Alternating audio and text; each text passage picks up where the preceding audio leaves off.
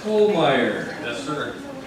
I don't think just because we're 15 minutes ahead of schedule that we're going to have you go 30 minutes, but we'll see how this goes. I will try not to. I learned my first year not to be late and be early because I missed the early window. All right, so overall for the 2024 budget, it's a concept of trying to improve efficiencies and restructure the organization, incorporate technology, and help leverage what's available to us to be more efficient and deliver better service.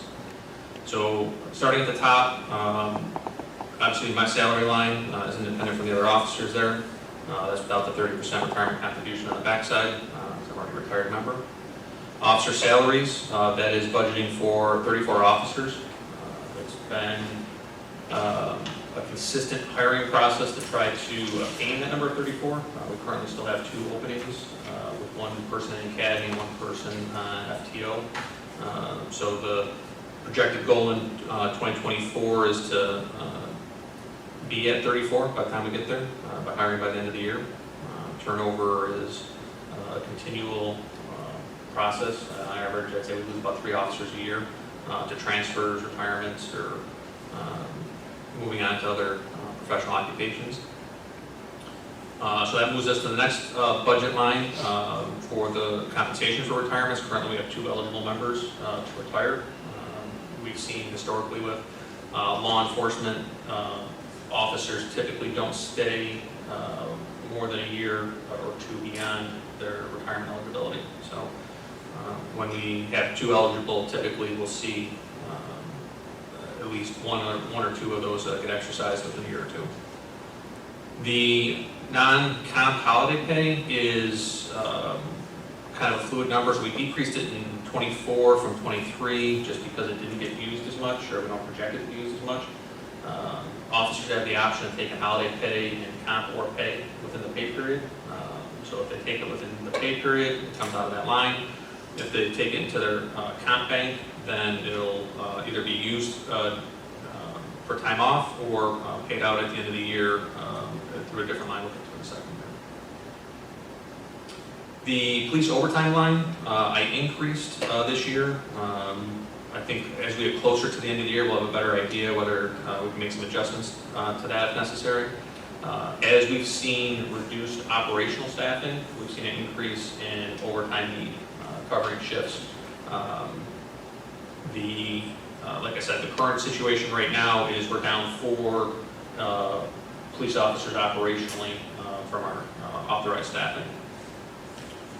The overtime is actually broken out in a couple different categories there if it's reimbursed. So the DWI overtime is grant reimbursed.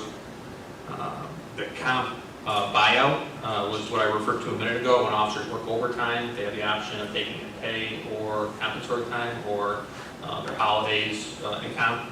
At the end of the year, we have a mandated process where we buy it down to 80 hours, but the officers have an option of buying it down further. So that would come out of that line.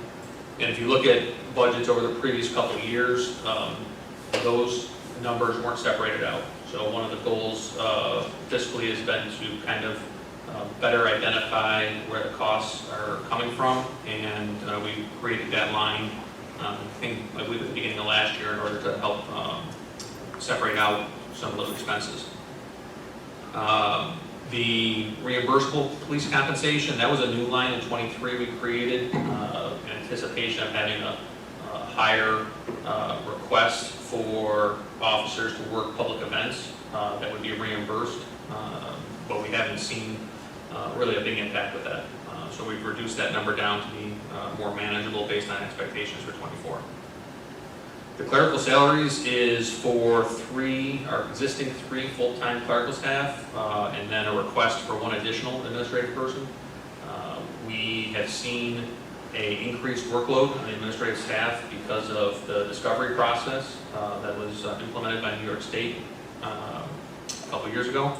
That has had a big impact on us and our success rate. We have to get documents processed and moved to the district attorney's office within specified time frames in order to be disclosed to the defense counsel and we don't meet those expectations, cases get dismissed.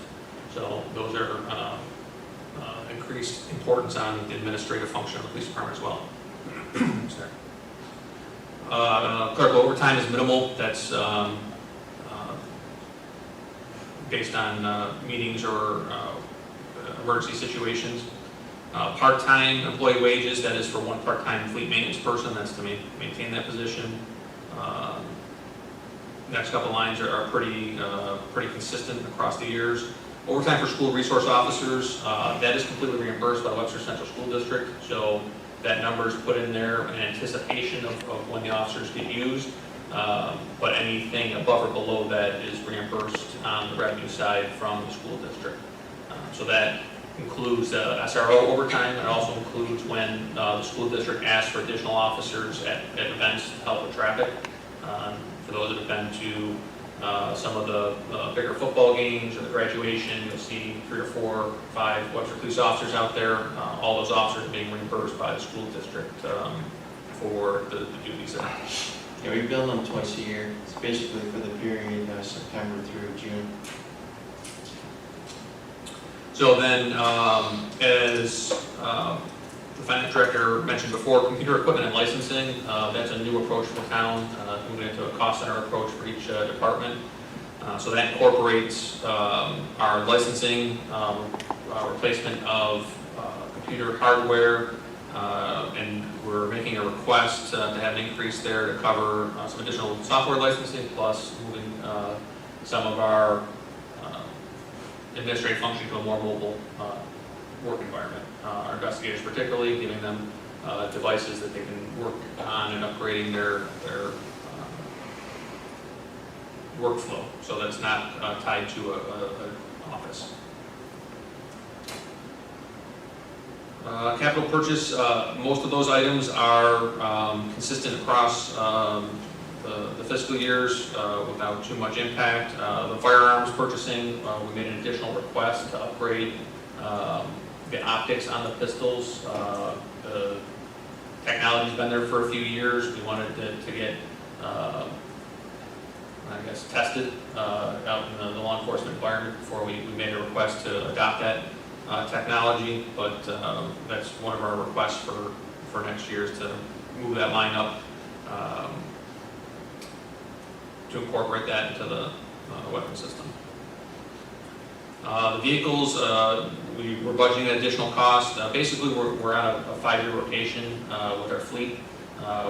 We see about 3 patrol cars a year to maintain a healthy fleet that's between marked and unmarked vehicles. So that request is for 3 SUVs for next year, which obviously had a market impact for the additional cost. Professional development, that is conferences, that is primarily for the International Chiefs Conference in order to get continuing education. Next expense that kind of had an increase that's significant is the cellular telephones.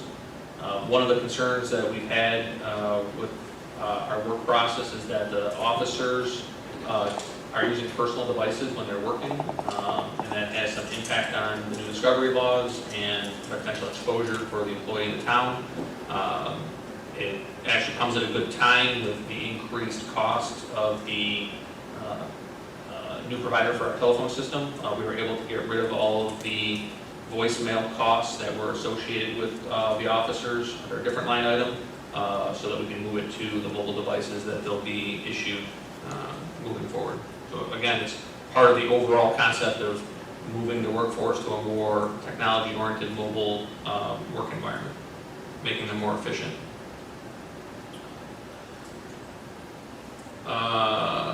Service contracts. So the increase in service contracts, so there's 2 large expenses in there. One of them is the body-worn camera software. So that's about $15,000 a year goes to our body-worn camera. We were recently notified that New York State's giving us a $40,000 grant for body-worn cameras that we can use retroactively for the cost that we incurred to implement the body-worn cameras. So it was about $15,000 in 2021 for the equipment, another $15,000 for the licensing, and we're on a 5-year contract for the licensing. So the $40,000 helps us recover some of the costs that we underwent to purchase those. And the initial year of those purchases was also done through drug asset seizure money. So it wasn't out of tax dollars, it was out of seizure funds from law enforcement investigations. The other additional expense that's new this year is the Lexapol policy software. As we transition to a new policy manual that is,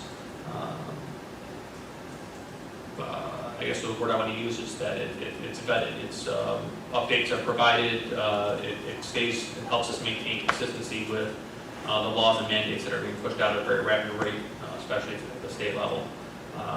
We were recently informed, our Human Resources Director found an opportunity to potentially save us 30% of that cost annually through a permit grant that we're currently working on. So we may be able to reduce that line item once we get confirmation that that's going to be awarded to us. Telephone expense, again, is a new provider, so the expense has gone up a little bit. It would have gone up more significantly, but we reduced the voicemail impact. It used to be we were charged a discount rate for voicemail for the officers because they didn't use actual handsets or telephones, but the new provider didn't have that discount, so it would have been an entire licensing fee for each employee just to maintain a voicemail for them.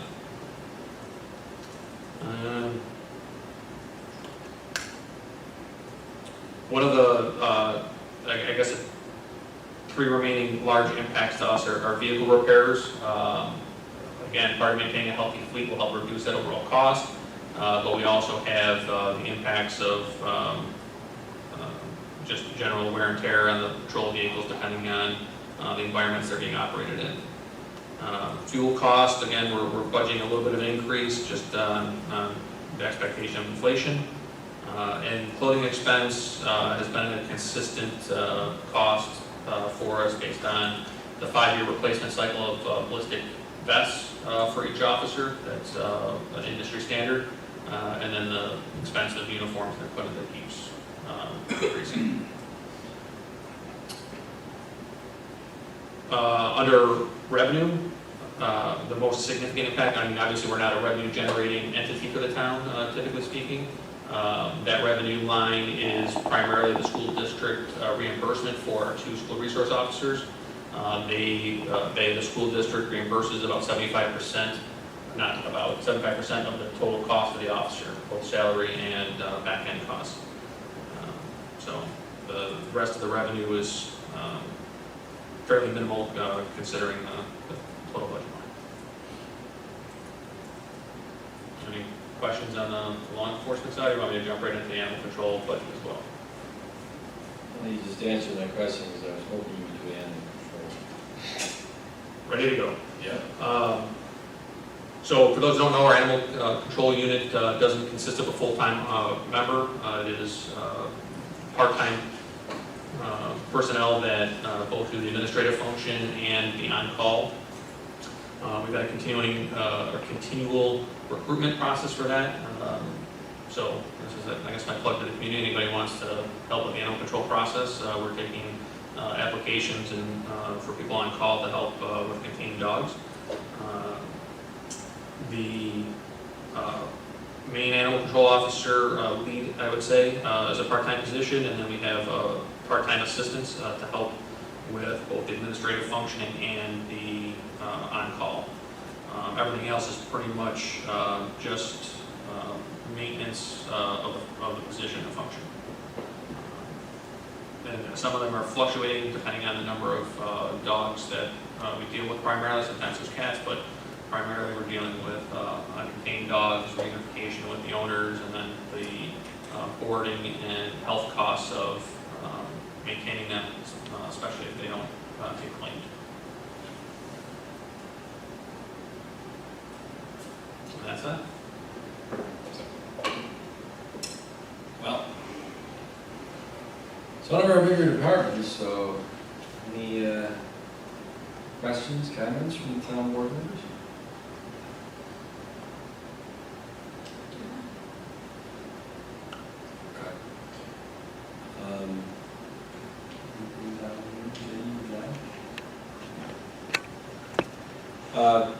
Similar assessment, before the end of the year, Chief, I want to work with you, we'll have a workshop or whatever. I mean, I guess the elephant in the room, in the whole community about, policing and the things that are going on and the different crimes and property crimes and car thefts and all that. And it's affecting more than Webster, it's affecting the whole upstate area. So we get a lot of calls and inquiries, as do you, about this. In fact, State's Assemblyman Brian Nineslow, I think, reached out to both of us on Tuesday saying he got a call from some constituents in Webster that are very concerned about all this, and they're asking, what are we doing about it? So it's on everybody's mind, and I think it's going to be important for us to put something together that kind of separates, fact from fiction. I'll work with it. It's a non-budget issue, but maybe it is. Yeah, so I'm glad you brought it up. There's two things I wanted to hit on that I didn't get in my notes. One being that the officer salary line is without contractual raises in it. So it's a negotiation year for the Police 1000 Club, which represents all the sworn members of the police department, from lieutenant down. So the contract costs are dependent on the negotiations that are going to take place between now and the end of the year. So that wasn't included in that. But to your point about some of the things that we're trying to do internally to address so for those that aren't aware, our most significant issue is property crime. I mean, obviously there's other types of crime that happen in town, but our biggest resource draw is property crime, whether it's retail theft or the recent issue that we've seen with stolen vehicles and theft from private property. But resource alignment is one of the things that we're focused on, trying to make sure that we're using the resources we have efficiently. We're having internal conversations about trying to identify shift structures and things that can help maximize our impact and get our officers on the road at the times when we need them. So retail theft pretty much is a 9-to-9 type of problem that we're dealing with. Larceny in progress versus reports has a significant impact on us. The increase in larcenies in progress for 2022 was significant over the 10-year average prior to that. And I'll have some of those statistics put out publicly here by next week as to what some of that impact has been for us. But resource alignment and being efficient is with our processes what we're focused on. I just want to say, as liaison of the police department, I've seen some of those statistics that you shared with us at a couple of meetings, and I really appreciate the work that you've put into gathering all of that information and putting it out so that you can look at operating more efficiently and protecting community safety as well. So I really appreciate you taking that proactive. Thanks, Chief.